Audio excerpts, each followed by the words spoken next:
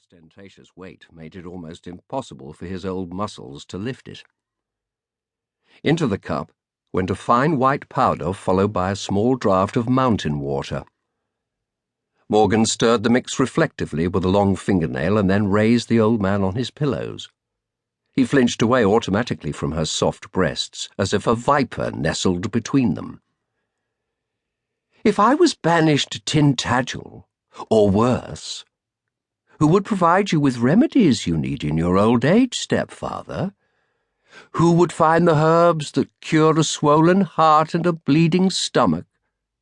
Who would ease your night terrors when your victims come to the corners of your room to sit on your chest and remind you that you'll soon be joining them for eternity? No, stepfather. You'll keep me very close to you so that you'll live, and live far past the appointed hour of your death." The beautiful hard woman laughed softly, and Uther, who was never noted for his imagination, was reminded of a large black insect leaning over him, so its shiny carapace was pressed against his shrinking old flesh. "Long may you take joy from each extra moment of life I have given you. Drink now, Uther, and then I'll bring the bishop to you myself." Out of long habit, Uther obeyed Morgan. He was bound to her completely by the drugs she provided to ease his pain and dull his debilitating fear, although both stepfather and stepdaughter hated and loved their symbiotic, unnatural relationship. Although no kinship other than his marriage bound them, and no shared bloodline made sense of their relationship, Uther and Morgan were very alike. As she passed through the doorway with her customary silence, she smiled quietly, like the Madonna painted in the church beside his palace. Uther shuddered. Morgan looked like her mother when her face was in repose, so the king felt a vague, nagging regret, as if he had thrown away something very precious in the forgotten past.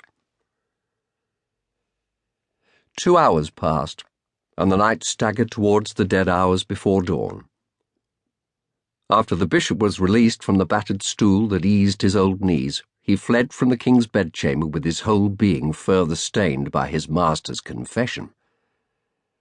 The tide of the king's private revelations threatened to drown the old prelate in Uther's flood of filth, while it was only his great faith and a natural fear of the monster that kept Bishop Branicus silent beside the High King's bed. Yet even as he administered the forgiveness of the Lord, his mind shrank from questions.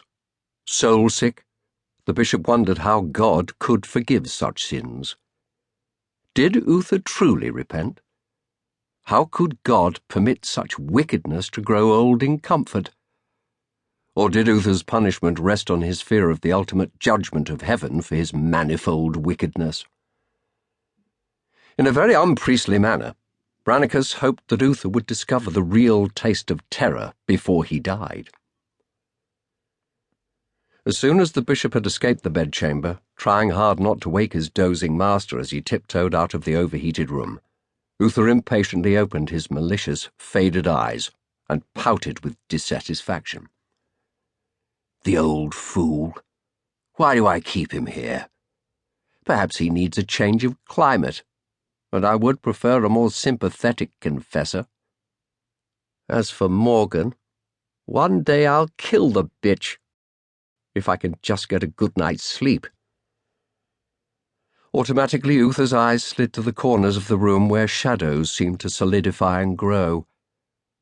As he watched, his lower lip clenched between what remained of his yellowed fangs.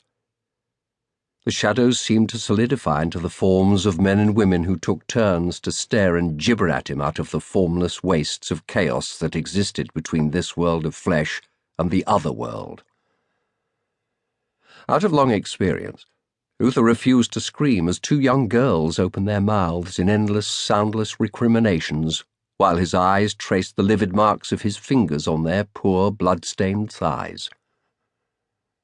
Old, impotent and terrified, Uther remembered the delivery of every blow in a pale imitation of his original lusty sadism. The shade of Gorlois waited his turn with an ironic smile and an unspoken promise in his bleeding, blackened eyes.